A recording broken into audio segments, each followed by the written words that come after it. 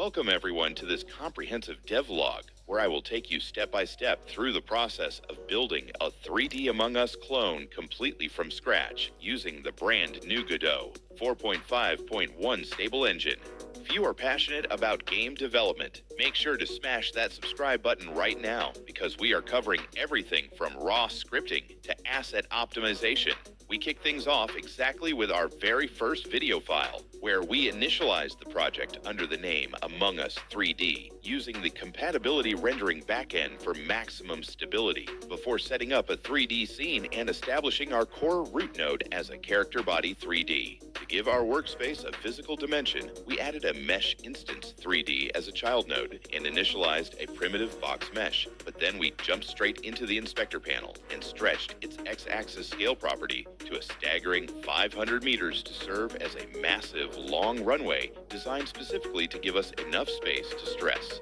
Test our player mechanics without falling off the edge. Right after that, we attached our main movement script, character underscore body underscore 3D.gd, which Godot 4.5.1 automatically pre-filled with its updated 3D physics template, giving us standard default values like a speed of 5.0 and a jump velocity of 4.5, along with the essential move underscore and underscore slide function. Moving into the second clip, we solidified the physics layer by adding a collision-shaped 3D node to the character body, assigning a box shape to it, and raising its y-axis scale to 2.0 to perfectly align with our player boundaries. With the back-end mechanics set, we opened our browser and navigated to kenny.nl to hunt for free public domain assets, filtering by the 2D category to find thematic inspiration before returning to Godot to import a fully textured, beautifully rigged 3D red crewmate character model, where we tested its skeletal run cycle inside the engine viewport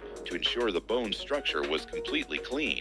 In the third segment, we focused on proper project hierarchy, creating an entirely separate main level scene named node underscore 3D.tscn,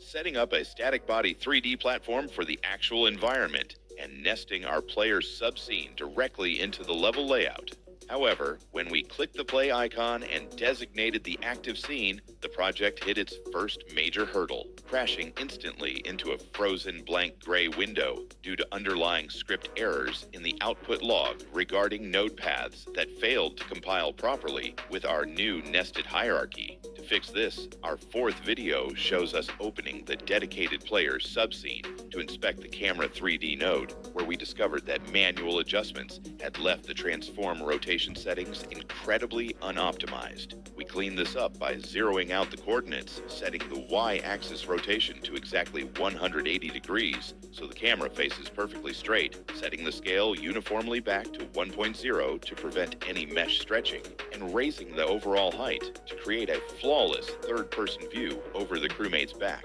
This paid off instantly in our fifth video, where booting up the game resulted in a completely successful run with zero freezes, allowing us to use the keyboard to smoothly slide the crewmate along the test strip while verifying our camera interpolation. Finally, in our sixth video, we took the project to a professional level by browsing Sketchfab to find an incredibly detailed, fan-made 3D model of the iconic The Skeld spaceship map. After downloading and importing it into our file system, it appeared way too small next to our character, so we used the inspector to apply a uniform scale factor of 50 times across the X, Y, and Z axes, making the cafeteria, electrical rooms, and hallways perfectly proportioned for our player. The foundation of our 3D Among Us project is now completely operational in Godot 4.5.1, but the real engineering work is just beginning. In our upcoming episodes, we will be baking static collision maps across all the rooms of the Skeld,